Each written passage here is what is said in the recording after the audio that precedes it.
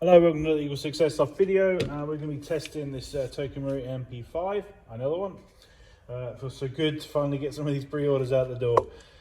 So we've got EagleSix Airsoft upgrade spring in this one, 100 plus 4mm spacer. We've got Firefly hot rubber, the AEP version. We've got Prometheus Flat Nub. We've got an AOE Spacer, just a small one, 2mm, all of which can be found on our website.